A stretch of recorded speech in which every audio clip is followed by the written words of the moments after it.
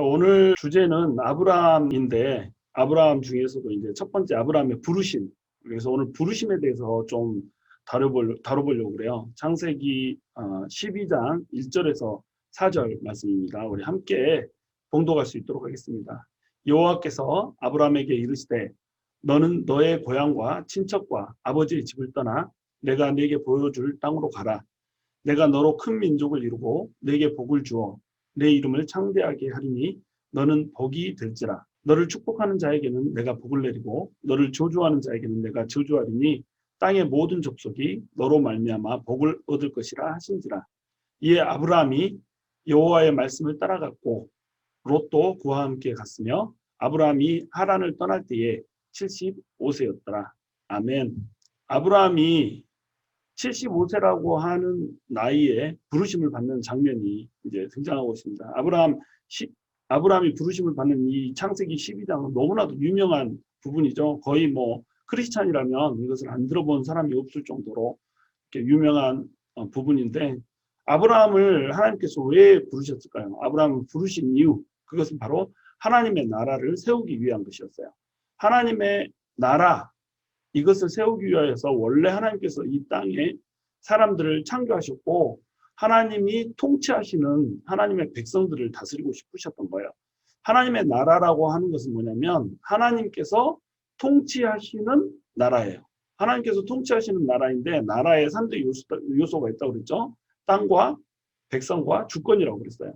그래서 이 지구라고 하는 땅 위에 하나님께서 하나님의 백성들, 즉 사람들을 만들어 놓고 사람들이 생육하고 번성하여서 땅에 충만하기를 하나님께서 명령을 하셨죠. 그래서 땅에 충만해진 그 백성이 하나님을 왕으로 모시고 하나님을 따르는, 그리고 하나님을 예배하는 그러한 하나님의 나라를 만들고 싶으셨던 거죠.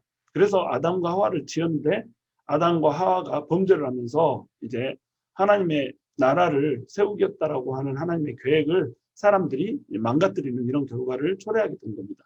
하나님께서는 하나님의 나라를 세우겠다고 하면서 사람들을 지었는데 사람들에게 자유의지라고 하는 것을 주시죠. 그래서 이 자유의지라고 하는 것 때문에 사람들이 자기 마음대로 선택할 수 있는 선택권이 주어진 겁니다. 이 선택권을 주신 이유는 뭐냐면 하나님께서 로봇을 만들고자 하신 것이 아니고 하나님께서 자유의지를 주심으로 말미암아서 사람들에게 하나님을 사랑할 수 있는 그런 가능성, 그리고 미워할 수도 있는 가능성, 이 가능성 중에 하나님을 사랑할 수 있게 이렇게 만들어 놓은 것이죠. 그래서 자기 스스로 생각하고 자기 스스로 결정하고 자기 스스로 의지적으로 또 결단하여서 하나님을 사랑하겠다라고 하는 그런 공동체를 만들고 싶었던 겁니다.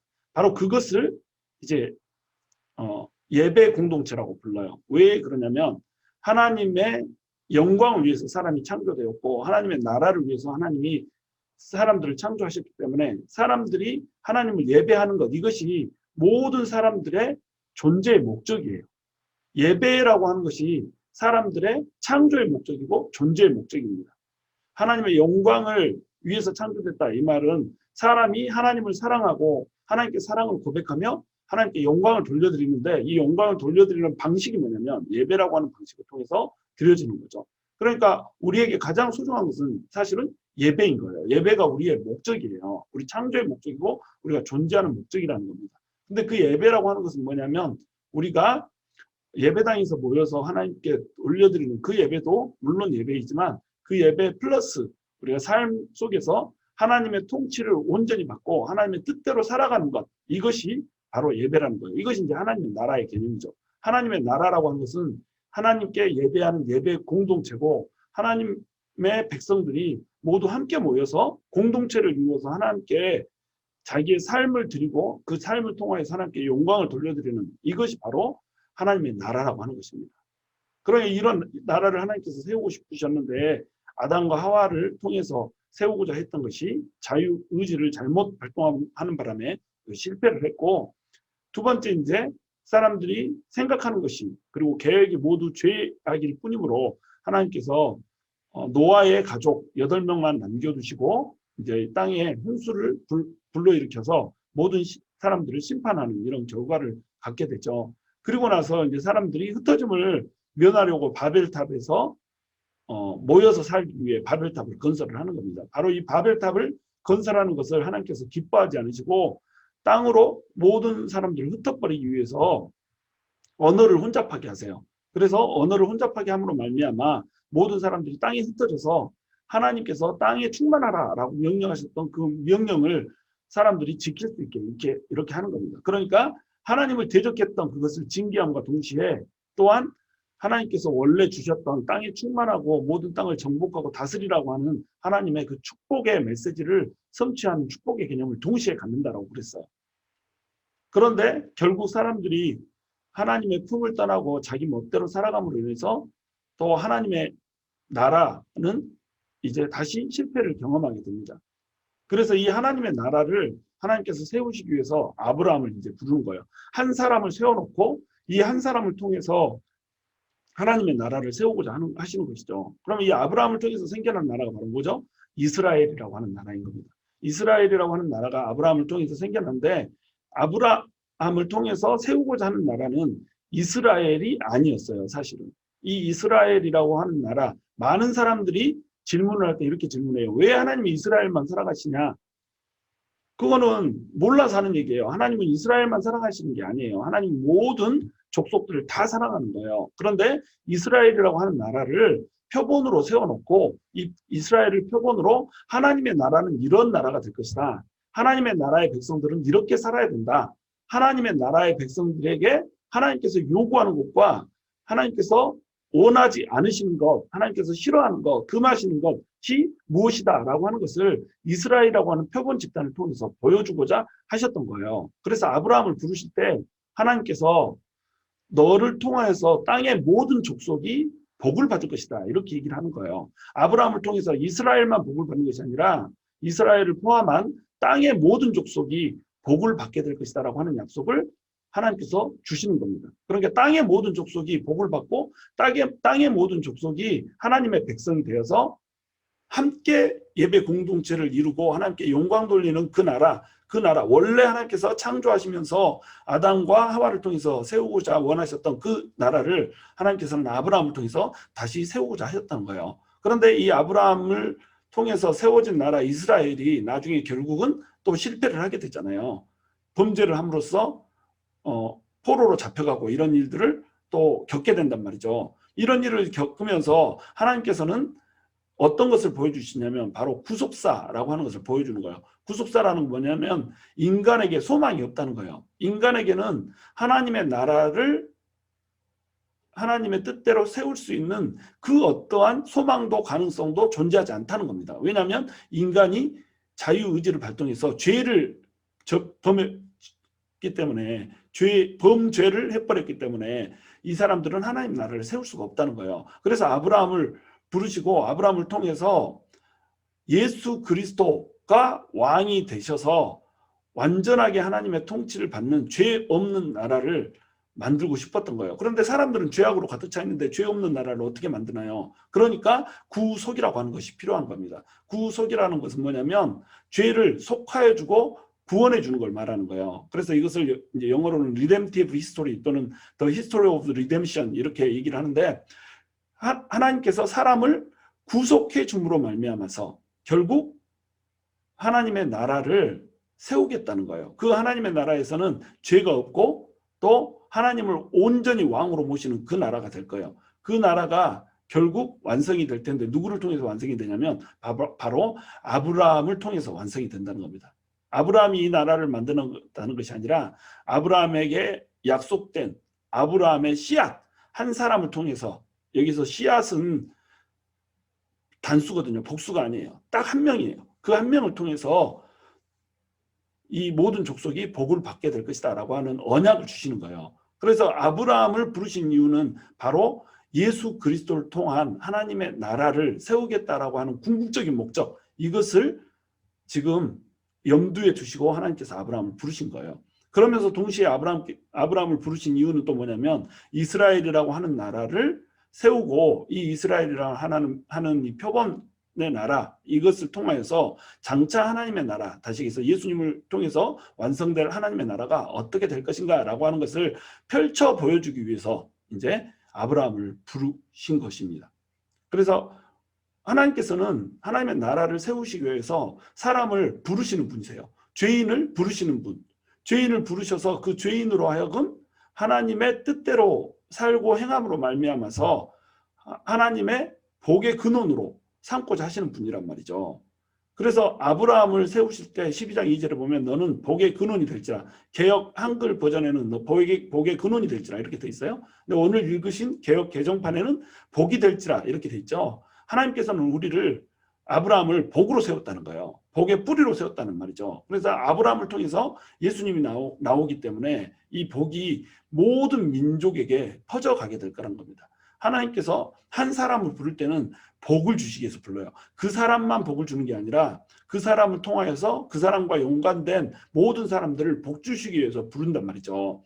우리도 하나님께 부르심을 받았어요. 예수 그리스도를 통하여서 예수님을 믿는 모든 사람들은 하나님 앞에 부르심을 받은 사람이라는 겁니다. 하나님께서는 우리를 지으셨고 또한 우리를 부르셨어요. 우리를 부르신 목적은 뭐예요? 보내시기 위한 거라는 겁니다. 우리를 보내시는 목적은 뭐예요? 우리를 만나는 사람, 우리의 발걸음에 같이 채이는 사람, 우리가 걷는 그곳에 존재하는 사람, 그 사람들에게 복을 주시기 위한 것이라는 거죠. 근데 그 복을 주시기 위해서 한 사람을 부르는데, 한 사람을 부를 때 하나님께서는 죄악 가운데서 부르신다는 겁니다. 하나님께서 아브라함을 부른 곳은 갈대아 우르라고 하는 땅이었어요. 갈대아 우르라고 하는 땅은 우상을 섬기던 땅이었어요. 일월성신을 섬겼어요. 그래서 태양신을 섬겼고 달신을 섬겼고 별신들을 섬기는 이러한 땅이 바로 갈대아 우르라고 하는 땅입니다. 그리고 갈대아 지역은 바벨탑이 세워졌던 신할 평지가 있는 곳이었어요. 그러니까 이 땅은 죄악의 땅이죠. 하나님을 대적했던 땅이고 또 하나님 이외에 다른 신을 모셔서 하나님의 영광을 썩어질 금수와 버러지의 형상으로 만들어버린 이러한 곳이 바로 갈대아 우르였단 말이에요.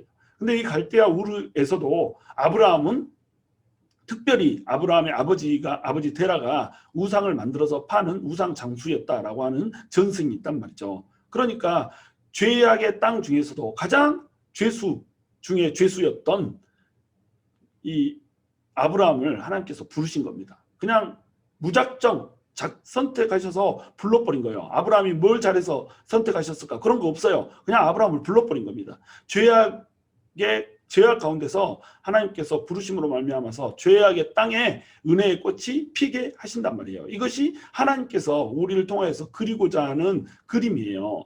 죄악의 땅에서 우리를 건져내시고 불러내셔서 은혜의 꽃이 우리를 통해서 피어나게. 그러니까 은혜죠. 우리가 잘한 것이 있고 우리가 선한 것이 있고 하나님께 복 받을 만한 것이 있어서 우리가 복을 받으면 그것은 은혜가 아니란 말이죠. 은혜는 공짜거든요. 공짜라고 하는 것은 우리가 받을 자격이 없는데 주어지는 겁니다. 그 은혜라고 하는 것은 너무나도 가치가 높고 가격이 높기 때문에 그것을 감히 우리의 공로로 살 수 없으므로 하나님께서 그 살 수 있는 능력이 안 되는 사람에게 그냥 거저 줘버리는 거, 이게 은혜라는 거죠. 이게 은혜이기 때문에 우리는 어때요? 그냥 받으면 된다는 겁니다. 그 부르심을 받아서 가면 된다는 거예요. 자, 그러면 이제 창세기 12장에 들어가기 전에 창세기 11장에는 어떤 장면이 나오냐면 바벨탑을 쌓다가 흩어지는 그 장면이 나온다고 그랬죠. 그리고 바벨탑을 쌓다가 흩어지면서 징계를 받으면서 이제 셈의 족보가 쫙 등장을 해요. 셈의 후손으로 아브라함이 나오게 되는데 셈의 족보가 쭉 내려가다가 아브라함에 이르러서 갑자기 아브라함의 아내 사레가 임신하지 못함으로 자식이 없었다라고 하는 말로 이 사례를 소개를 하고 있습니다. 그 많은 내용들 중에 사례를 하필하고 임신하지 못하는 사람, 그래서 자식이 없는 사람으로 소개를 하고 있는 거예요. 그러면 사례가 자식을 낳지 못해야 되는 이유는 뭘까요? 왜 자식을 낳지 못하는 사람을 불러다가 네 씨앗을 통해서 복을 주겠다 이렇게 할까요? 이왕이면 자식들 많은 사람들 중에서 한 명 선택해서 이렇게 하면 더 편하잖아요. 하나님이 굳이 일하실 필요 없이 그냥 그렇게 하면 되잖아요. 그런데 하나님께서는 임신하지 못하는 사례를 불러서 하나님의 나라를 시작하고자 하시더란 말이죠. 그 이유는 뭐냐면 사람의 생물학적 능력으로 낳는 아이가 아니라 아이가 이미 늙어서 낳지 못하는 사람에게서 태의 문이 이미 닫혀버린 사람에게서 아이를 주심으로써 하나님의 족보를 시작하겠다는 거예요. 인간의 생물학적 족보가 아니라 하나님의 족보를 시작하겠다는 거죠. 인간 족보의 끝이고 하나님 나라 족보의 시작이라는 거예요. 하나님이 낳게 하는 나이로 시작하겠다는 거죠. 이때 사레의 나이가 65세였어요. 65세의 나이에 이 태문이 닫혀버린 사람. 그러나 그때는 오래 살았기 때문에 65세에도 아이를 낳을 수 있겠다라고 하는 소망이 있죠. 그러니까 25년 동안 애를 안 줘버리는 겁니다. 25년 동안 애를 안 주면 이 90살이잖아요. 90살에 돼서야 애를 낳는 거예요. 그러니까 89살에 임신을 한 겁니다. 89살이면 호호 할머니예요. 호호 할머니가 임신을 한 거예요. 자, 그러면 호호 할머니가 임신을 하려면 어떻게 해야 되죠? 아브라함이 99살 때 89세인 사레와 잠을 자야 되는 거예요. 할아버지 할머니가 둘이 동침을 해야 되는 겁니다. 이 할아버지 할머니가 동침을 한다라고 하는 거, 이것은 믿음이 없으면 안 되는 행위란 말이에요. 애를 주신다고 했으니까 늙었지만 잠을 자는 겁니다. 이것이 그들의 믿음이었단 말이죠. 근데 그들이 처음부터 이 믿음을 가졌던 건 아니라는 거예요. 처음부터 그들은 믿음이 있지 않았어요. 왜 그러냐면 그들은 죄악 가운데 불러졌던 사람들이고 믿음이 없는 것 가운데 불러졌던 사람이란 말이죠. 그러니까 하나님께서는 그들의 절망이라고 하는 것을 극대화시킴으로 말미암아서 하나님의 희망이 인간의 절망 가운데서 태어난다라고 하는 것을 보여주고 싶었던 겁니다. 인간에게는 소망이 없다는 거예요. 인간은 하나님의 나라를 이룰 소망도 없고 하나님을 사랑할 소망도 없고 하나님께 예배드릴 그러한 가능성도 존재하지 않는 자들이란 말이죠. 왜냐하면 하나님이 아닌 자기 자신만이 유일한 관심이에요. 전부 나 하거든요. 자기를 창조하신 하나님을 잃어버린 채 이 인생에 내가 주인인 것처럼 이렇게 살아간다는 겁니다. 그것이 인간의 절망이라는 거예요. 인간은 하나님을 떠나서 행복할 수가 없거든요. 그런데 자기 스스로 자기 나라를 세우고 살아간단 말이죠. 이것이 인간의 절망이에요. 이 절망적인 인간이 아이까지 못 낳는다. 자기의 벽에 부딪힌 거죠. 결국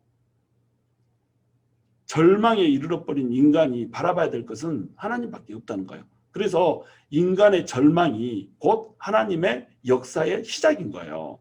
인간의 소망의 끝이 하나님의 역사의 시작인 겁니다. 이거를 보여주기 위해서 하나님께서는 일부러 사레의 태를 닫아버린 거예요. 임신하지 못하게 하신 겁니다. 그래서 이것을 일부러 기록하고 있는 거예요. 사례는 임신하지 못함으로 자식이 없었더라. 이 구절이 매우 중요한 구절입니다. 인간은 자기 능력으로 자식을 낳을 수 없는 존재인 거예요. 하나님께서 허락하지 않으면 자식도 낳을 수 없는, 자기의 대를 이을 수 없는, 땅에 충만하고 땅을 정복할 수 없는 이런 존재란 말이죠. 그러니까 인간은 절망적인 존재인 겁니다. 이 절망적인 인간의 실존을 사례가 임신하지 못하는 걸로 딱 표현을 해놓는 거예요. 그리고 나서 하나님께서 이 사례를 불러다가 사례에게 아이를 주겠다는 약속을 주시는 거예요. 그러니까 인간의 절망 가운데서 하나님의 희망이 빡 뚫고 나오는 이런 그림을 그려주시는 거죠. 그래서 아브라함, 지금 이름이 아브라함이잖아요. 아브라함이라는 이름이 아니라 한참 동안 아브라함이라고 하는 이름으로 불려요. 아브라함이라고 하는 이름은 아브라함이 하나님에 대한 믿음을 온전히 가졌을 때 그때 비로소 아브라함이라고 이름을 불러요. 그전에는 아브라함이란 말이에요. 아브라함의 뜻은 큰 아버지예요. 자기 자신이 크대요. 내가 잘났대요. 하나님을 모시지 않고 내 스스로 잘나서 내 스스로 큰 아버지인 것처럼 살아가지만 사실은 아브라함에게는 아들이 없네.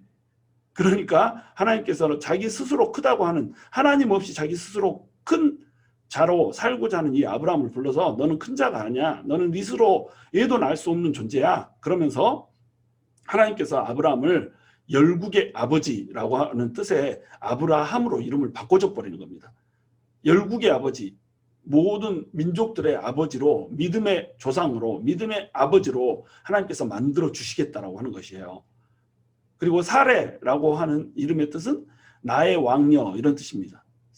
사라에다가 이가 붙었죠. 사라이 이렇게 되니까 나의 왕녀라고 하는 뜻이 되는 거예요.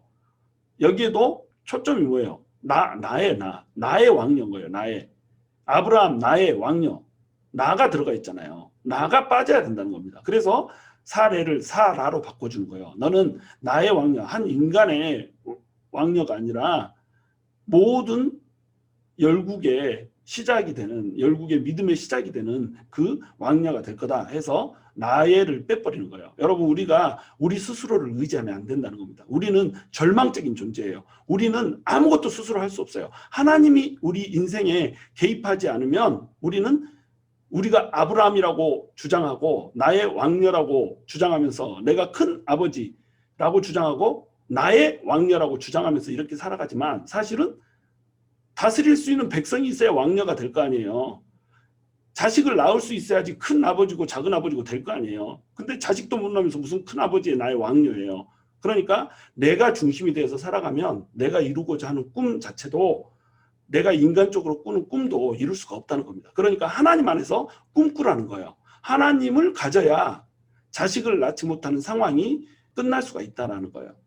그러니까 하나님의 명령은 뭐였냐면 본토 친척 아비집을 떠나서 내가 지시하는 땅으로 가라는 거였어요. 그런데 본토 친척은 갈대아 우르잖아요. 갈대아 우르에서 떠나야 돼요. 그리고 지시하는 땅으로 가야 돼요. 그리고 아비집을 떠나야 돼요. 아버지랑 같이 가면 안 된다는 거죠. 그런데 이 아브라함은 아직도 자기가 큰 자야. 아직도 자기가 스스로 인생을 경영할 수 있다고 생각하는 거예요. 하나님을 철저히 신뢰할 수가 없었어요. 자기 힘으로 어떻게든지 인생의 문제들을 풀어가고 싶은 거예요. 떠나라고 했으니까 지시하는 땅으로 출발은 하지만 나 혼자 갈 수 없는 것 같아요. 아버지를 데리고 가야 될 것 같아. 친척을 데리고 가야 될 것 같아. 그래서 아버지랑 친척 롯을 같이 데리고 동행을 하는 거예요. 그래서 갈대아 우르에서 쭉 올라가서 가나안 땅으로 들어가야 되는데 가다 말고 하란에서 또 멈추네. 아비를 떠나지 못했어요. 지시할 땅으로 가지도 못했어요. 하나님을 철저히 신뢰할 수가 없었던 겁니다. 믿음이 없음이 드러나는 거예요. 이제 막 부르심을 받았거든요. 이제 막 부르심을 받으면 믿음이 없어요. 부르심을 받고 나서 산전수전 다 겪어봐야, 하나님께서 함께 동행하시고 함께 해준다는 것을 겪어봐야 비로소 하나님을 신뢰할 수 있는 겁니다. 그래서 기독신앙은 체험신앙이에요. 하나님께서 탁상에 앉아서 성경책 읽으면서 믿음 쌓는 거, 이것이 아니고 삶 속에서 말씀하신 그 성경이 그대로 이루어지는 것, 이것을 경험하면서 믿음이 세워져 간다는 거예요. 그리고 하란에서 이제 가나안으로 가는데, 드디어 이제 갈대아 우르에서 하란으로 간데, 하란에서 아버지 데려가 죽잖아요. 아버지 데려가 죽음을 맞이하자 그때서야 하란에서 가나안으로 간단 말이죠. 근데 가나안으로 갈 때 그냥 가나안으로 혼자 가야 되잖아요. 친척을 떠나라고 그랬으니까. 근데 친척을 못 떠나고 친척 롯을 데려가는 거예요. 왜냐하면 자기는 늙었어. 친척 롯은, 조카 롯은 젊어. 그냥 텐트 하나를 치더라도 혼자 안 치고 친척이랑 같이 치고, 누가 뭐 믿을 사람이 있어야지. 내 친척이나 믿지 내 종들을 내가 어떻게 믿을 수 있겠어요. 그러니까 친척 롯을 데리고 동행을 하는 겁니다. 인간적인 거예요. 지금 그 인간적인 이 자기의 시도, 이것을 다 버리라는 거죠. 근데 친척 롯을 동행하고 갔던 겁니다. 하나님을 아직도 신뢰하지 못하는 거예요. 그리고 이제 그 가나안 땅으로 갔는데 가나안 땅에 가뭄이 임하네. 가뭄이 임하니까 이것을 그냥 견디지를 못하고 애굽 땅으로, 풍성한 땅이, 그 물이 풍성하여서 농사가 그래도 되는 애굽 땅으로 이제 또 이주를 해서 가는 거예요. 그 애굽 땅에 이주를 해서 가는데 사례가 또 엄청나게 미인이네. 근데 그 당시에는 여자가 미인이면 남편을 죽이고 그 여자를 뺏어가고 막 이런 나쁜 놈들이 있었거든요. 그게 흔한 일이었어요. 그러니까 이게 죽기는 싫은 거야. 그래서 자기 아내를 누이 동생이라고 속여버리는 거예요. 뭐 누이 동생은 맞죠. 뭐 이때 당시에는 근친 결혼이 이렇게 금지되어 있는 상태가 아니기 때문에 누이 동생은 맞지만 아내잖아요. 근데 아내인데 이것을 어물쩍 누이 동생이라고 속였다가 아주 이게 굴욕을 당하는 이런 상황에 이렇게 하는 거죠. 지금 아브라함을 봐보세요. 계속 실패하잖아요. 그러나 인간은 계속 실패해도 하나님은 어때요? 신실하시단 말이에요. 우리는 계속 실패해도 하나님은 신실하시다는 겁니다. 그러니까 우리는 하나님 안에서 하나님과 동행하면서 우리의 믿음 없음, 하나님을 철저히 신뢰하지 못하고 하나님을 믿지 못하는 이 상황을 계속 우리가 개선시켜 나가야 되는 거예요. 우리 신앙이라고 하는 것은 뭐냐면 처음부터 믿음 좋지 않아요. 우리의 삶을 통하여서, 우리의 실패를 통하여서 다시 일어나고 또 일어나고 일어나면서 하나님을 향해서 자라나가는 겁니다. 하나님께 온전히 나를 드릴 수 있을 만큼 자라나는 거예요. 그 자라남을 위해서, 그래서 결국 하나님 나라를 만들게 하기 위해서 하나님께서는 인간을 부르신단 말이에요. 아브라함을 부르듯이 우리도 부르신다는 거죠. 인간은 실패하지만 하나님께서는 끝까지 신실하게 우리 우리에게 한 번 오시면 그 신실하심을 지키시고 우리를 결코 떠나지 않으시고 우리를 고아처럼 내버려 두지 않으시고 우리의 실패 가운데도 우리의 죄악 가운데도 우리의 부족함과 연약함 가운데도 우리와 함께 역사하시고 우리에게 은혜를 베풀어 주고자 하시는 그분이 바로 우리 하나님이시라는 거예요. 새로운 땅에 들어갈 때마다 약속의 땅에 들어갈 때마다 아브라함이 한 첫 번째 일이 있어요. 그게 뭐냐면 제단을 쌓는 겁니다. 제단을 쌓고 그곳에서 여호와의 이름을 불렀던 거예요. 지금 아브라함은 제대로 자기가 부르심을 받은 목적을 알고 있어요. 비록 실패하고 비록 넘어져도 아브라함이 놓치지 않았던 것, 그 한 가지가 있어요. 그게 뭐냐면 바로 예배였습니다. 제단을 쌓고 여호와의 이름을 부르는 것, 이것을 놓치지 않았단 말이에요. 이것이 우리 창조와 존재의 목적이라고 그랬잖아요. 이 목적에 아브라함은 너무나도 충실했던 거예요. 우리가 넘어지고 실패할 수 있어요. 삶의 현장 예배에서 실패할 수 있어요. 그러나 우리의 제단을 무너뜨리면 안 돼요. 우리의 제단이 무너진 곳에서 우리는 제단을 수축하고 우리의 예배를 회복해야 돼요. 우리 예배가 하나님께 드려지는 그 예배가 무너지면 삶의 예배도 같이 무너지는 겁니다. 종교적으로 타락하면 도덕적인 타락도 반드시 따라오는 거예요. 종교적으로 성공한다고 해서 도덕적으로 성공하지는 않거든요. 그런데 종교적으로 타락하면 도덕적으로 100점 100패입니다. 그러니까 하나님과의 관계를 먼저 세워야 되는 거예요. 우리 십자가가 이렇게 크로스잖아요. 위로 수직 관계가 있고 옆으로 수평 관계가 있단 말이에요. 하나님과의 이 수직 관계가 똑바로 되지 않으면 수평 관계도 똑바로 되지 않는 거예요. 하나님을 사랑하지 못하면 사람도 사랑하지 못하는 겁니다. 하나님을 경외하지 못하면 우리의 삶 속에서 하나님이 원하시는 삶을 절대 살아낼 수가 없는 거예요. 그런데 아브라함은 약속의 땅에 들어갈 때마다 예배라고 하는 것, 제사라고 하는 것, 이것을 절대 잊지 않는 사람이었다는 말이죠. 그것이 아브라함이 갖는 가장 강력한 강점이었고, 아브라함은 하나님께서 부르신 그 부르심의 목적을 제대로 알고 있는 사람이라는 거죠. 드디어 이제 롯과 결별하는 시점이 옵니다. 롯하고 같이 살아가는데 땅이 너무 좁은 거예요. 그래서 롯의 종들하고 아브라함의 종들이 같이 막 붙어서 싸우는 거예요. 서로 물을 먹이겠다고, 서로 땅을 차지하겠다고, 서로 꼴을 먹이겠다고. 그래서 이제 흩어지기로 결정을 합니다. 그래서 아브라함이 이제 롯에게 양보를 하죠. 네가 먼저 골라라. 그럼 나는 네가 고르지 않는 곳을 고르겠다. 이렇게 하잖아요. 자, 롯에게 먼저 선택하게 한 거, 양보의 사람 아브라함, 이렇게 얘기하지만 저는 믿음의 사람 아브라함이라고 얘기하고 싶어요. 왜냐하면 롯에게 네가 좋은 거 선택해라. 너 눈에 보기 좋은 거 이런 거 선택하는 거 네 마음대로 원하는 대로 선택해라. 그러나 남는 거 나는 선택하겠다. 이건 뭐예요? 자신이 있는 거예요. 내 하나님에 대해서, 나를 불러주신 하나님에 대해서 자신이 있는 겁니다. 어떤 땅을 선택하건 하나님께서 나랑 함께하면 나는 잘 된다라고 하는 거, 이것을 벌써 아브라함은 이제 깨달은 거예요. 왜냐하면 이 애굽 땅에서 자기 누이라고 속이고 사라를 팔아먹었는데 사라뿐만 아니라 사라와 함께 재물도 같이 하나님께서 주셨잖아요. 이런 과정들을 통해서 아브라함은 지금 하나님께서 같이 하시면 내가 나중에 선택해도, 좋지 않은 땅을 선택해도 하나님께서 나를 형통하게 하신다고 하는 믿음이 생긴 거예요. 그래서 롯에게 먼저 맡긴 겁니다. 근데 롯이 어때요? 롯의 선택은 소돔이었어요. 다시 얘기해서 자기 눈에 보기 좋은 것, 탐스러운 것을 선택을 한 겁니다.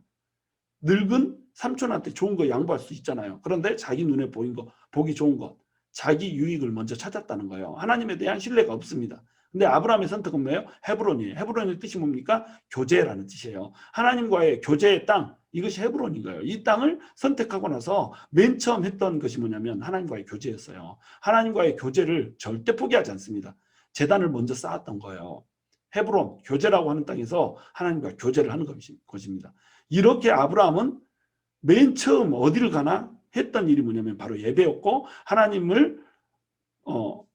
하나님의 부르심에 순종하여서 하나님께 사랑을 고백해드리는, 하나님께 신앙을 고백하는 이 자리를 놓치지 않았다는 거예요. 이 이후에 하나님께서 엄청난 축복을 부어주셔버린 겁니다. 본토 떠났죠. 친척 떠났죠. 아비 떠났죠. 바로 이 순간에 하나님께서는 언약을 재확인하시고 이 이후에 아브라함에게 엄청난 복을 내려주신 거예요. 우리가 하나님께서 주시는 그 명령을 온전히 순종하면 그 순간에, 그리고 온전히 순종하여서 예배자로 서는 그 순간에, 하나님과의 교제를 전적으로 중점에 두는 그 순간에 하나님께서는 우리에게 언약을 재확인해 주시고 우리에게 복을 내려주기 시작하는 거예요. 하나님께서 내려주시는 복을 봐보세요. 동서남북 보이는 땅들을 다 봐봐라. 사방의 땅들 다 봐봐라. 네가 밟으면 밟는 대로 다 네 땅이다. 이렇게 약속을 해주는 거예요. 그리고 네 자손을 땅에 티끌 같게 해주겠다. 이 말이잖아요. 자, 여기서 뭐가 나와요? 땅과 자손이 나오죠. 자손은 백성이죠. 땅은 영토죠. 영토와 자손, 백성, 이게 있으면 뭐예요? 하나님 나라의 2대 조건이 완성이 된 거죠. 이제 뭐만 있으면 돼요? 하나님의 주권만 있으면 되는 겁니다. 하나님과의 교제만 있으면 되는 거예요. 내가 땅 줄게, 내가 자손 줄게, 내가 열매 줄게, 나랑 교제만 있으면 돼.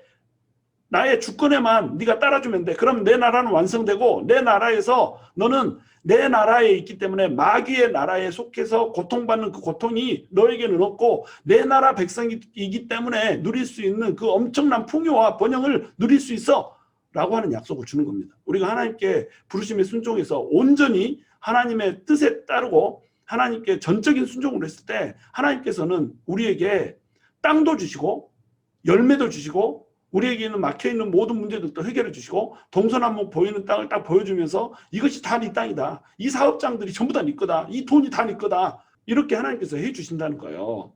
이렇게 하면서 하나님께서 요구하시는 게 있단 말이죠. 내가 그러나 첫 번째 요구하는 것, 바로 예배, 부르심의 목적인 그 예배 공동체, 그 예배를, 나와의 교제를 절대로 잊지 말아라. 하나님께서는 지금 이 메시지를 우리에게 주시고자 하는 겁니다. 여러분, 저와 여러분이 하나님과의 그 예배의 자리를 놓치지 않기를 원해요. 저와 여러분이 하나님의 부르심의 뜻대로 정말로 하나님과의 교제를 성공적으로 마침으로 말미암아서 하나님께서 주시는 그 동서남북 보이는 땅, 밟는 땅마다 우리의 땅으로 만들고, 우리 밑에 자손들이, 우리의 열매들이 풍성하게 맺혀지는 그런 귀한 은혜를 누릴 수 있게 되기를 주님의 이름으로 축원합니다.